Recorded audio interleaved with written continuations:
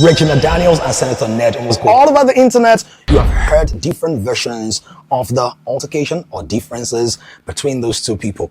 And I don't know what side of the divide you belong to. Maybe you are, hey, I'm for the senator, or you are, hey, I'm for the teenage girl who has become 20-something years old now and who is allegedly dealing with drug addiction. From my perspective on it, here it is. We are a generation that thrives on so much gossip. Too many of you like gist, and that's why we have a proliferation of gossip blogs that sometimes carry half-baked information, or in some cases it's the right information but they are spinning it into different headlines and crucifying characters they barely know. What should be the response of a responsible believer in these times where anything seems to go viral, especially the negative things?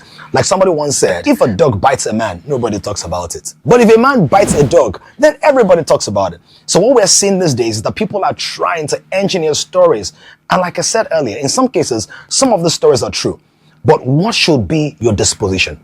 Look at what the book of Proverbs says. Proverbs 16 verse 28. A perverse person spreads strife, and the whisperer separates close friends. Proverbs 20 verse 19. A gossip goes around telling secrets, so don't hang out with chatterers. Proverbs 11 verse 13.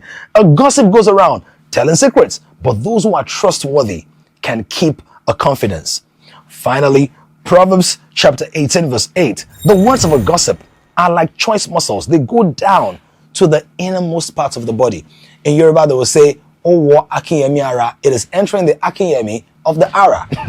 Basically, whenever you have gossip, a lot of damage is done. A lot of homes are destroyed. A lot of relationships are ruined.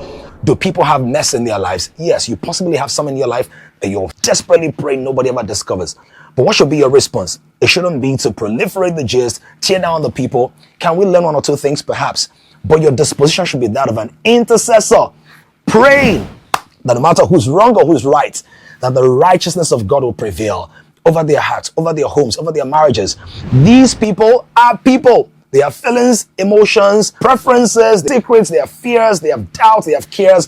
And will you be the bridge builder who comes in the place of prayer and says, Lord, let this be an opportunity for the two parties to express more of your life, more of your love, but strengthened to navigate this season with wisdom. There will be no death, there will be no further damage, and there will be healing. This ought to be the disposition of every believer. Whenever something is going viral online, don't be the person perpetrating negativity. Be the person taking a posture of a priest and a praying person, seeking the redemption and the reconciliation of all this involved. Let me know what you think about this. Do you think it's too deep, or do you think it's actually what you should be doing?